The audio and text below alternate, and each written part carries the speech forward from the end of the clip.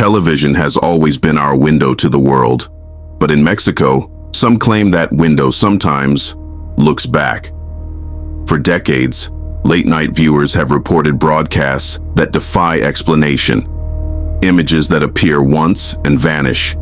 Episodes that don't officially exist. And live calls that end with questions no engineer can answer. Tonight, we'll explore 5 of the most disturbing real legends of Mexican television. Stories so strange they've become modern creepypastas. Rumors, yes, but rooted in programs, networks, and moments that actually aired. Turn off the lights, turn up the volume, and if you hear static behind you, don't look away from the screen. Chapter 1. The Deformed Face on Channel 5. Imagine it's a quiet night. You're flipping through channels. Maybe you leave Canal 5 running. It's after midnight. The ads are looping, when suddenly the signal stutters. For just a few seconds, a face appears. Viewers describe it differently. Some saw a red swollen mask, others a gray, human face with hollow eyes. But everyone remembers the sound. A garbled voice, like letters spoken backwards, neither Spanish nor English. The screen flashes black. The regular programming resumes, as if nothing happened. Those who tried to report it say station operators denied any interruption. Yet clips began surfacing online. Grainy videos showing fragments of that night's broadcast. Skeptics call it a prank.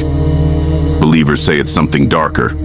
A broadcast that slipped past the censors. An intrusion from a frequency that shouldn't exist. Pause. Soft, static hum. Even now, some night owls claim they wait for that moment, hoping or fearing to see the face return.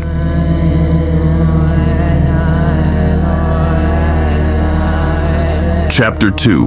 The Missing Girl, in the segment service to the community in Channel 5. For many Mexicans, Servicio a la Comunidad is familiar. A quick public service spot announcing missing persons, usually a photo, a name, a short message. But one particular case became legend. Late one night, viewers reported a young girl's portrait flashing on screen. Her name was clear. Her eyes seemed off, not lifeless, but aware, staring directly into the camera. The announcement played for only a few seconds, but some claim they saw her image bleed into other programs. A faint overlay during commercials, even during unrelated shows later that week. When curious viewers searched for her case, no official record matched the name or photo. And then, without explanation, the clip never aired again. Technicians blamed faulty equipment, but a few who worked the shift whispered that the file containing her photo didn't exist in the station's archives. To this day, some viewers swear that if you record Canal 5 overnight, frames of the girl occasionally appear between commercials, just long enough for you to doubt what you saw. Chapter 3. La Mano Peluda. Not strictly television, but a broadcast that bled into TV lore. La Mano Peluda was a legendary late-night radio show, its chilling calls often rebroadcast on TV news segments and specials. One call, however, still disturbs listeners decades later. A frantic woman phoned in, claiming her child was floating in midair. His eyes rolled back, his voice changed to a deep, guttural growl. On live radio, you can hear her crying, pleading for help as objects crash in the background. Then, silence. The line goes dead. The hosts tried calling back. The number returned inexistente. When TV stations later aired the audio, technicians reported strange interference, distorted frequencies, faint whispers layered under the woman's screams. Some claimed the whispers formed words, names of the show's staff, even dates that hadn't yet occurred. Whether you believe in possession or not, the recording exists, and every replay carries the same unsettling static, as if something is still on the other end of the line. Chapter 4. The Lost Episodes of La Hora Marcada.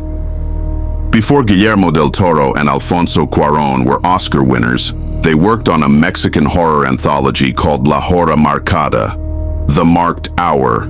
It aired in the late 80s and early 90s, a breeding ground for future masters of terror.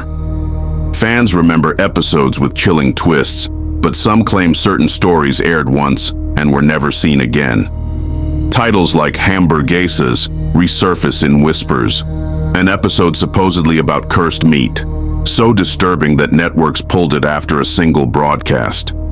Others describe an installment involving a child's toy that predicted viewers' deaths by flashing symbols across the screen. Official archives list nothing unusual, but collectors insist their VHS copies degrade in unnatural ways, colors bleeding, dialogue vanishing, as if the episodes resist being preserved. In Mexico's horror fandom, these lost episodes have become the holy grail, proof that some stories were simply too dark for daylight. Chapter 5. The Vanishing Signal of Canal 5. Technicians whisper about a hidden frequency, a test pattern that occasionally activates after midnight. Instead of color bars, the feed shows empty streets at dawn, real locations recognizable to those watching, but eerily devoid of people. A soft humming drifts beneath the audio, like a lullaby played through a broken music box. Viewers claim that if they visit the streets the next day, they find them arranged exactly as they appeared, sometimes days in advance. Was it a security feed? A scheduled promo gone wrong? No official explanation has ever surfaced. Chapter 6. The Broadcast of Channel 28. In the late 1990s, viewers in northern Mexico began reporting a strange signal on Channel 28, a channel that at the time wasn't assigned to any station. It always appeared the same way. Around 2 a.m., the picture would suddenly cut in during regular programming. Instead of a show or a test pattern, the screen displayed a flickering classroom, empty desks, a chalkboard covered in symbols no one could read, and, most unsettling of all, the sound of children breathing, not talking, not laughing, just slow, uneven breaths. Those who stayed on the channel longer than a minute said the camera began to pan, first across the desks, then slowly toward the door at the back of the room. Before it reached the doorway, the feed always ended in a burst of static. Engineers claimed it was a pirate transmission. Skeptics called it a prank. But no pirate station was ever traced, and no recording has ever surfaced in full. Locals say that to this day, on certain stormy nights, Channel 28 still flickers alive for a few seconds. And if you listen closely, you can still hear the children breathing. Whether these incidents were glitches, hoaxes, or something else entirely, one thing is certain. Each happened on networks that millions of Mexicans trust. That's what makes them terrifying. These weren't stories told in forests or alleys. They came to us through our screens, right in our living rooms. So next time you're channel surfing past midnight and the picture flickers, wait, listen. Because sometimes the scariest signals are the ones we were never meant to see.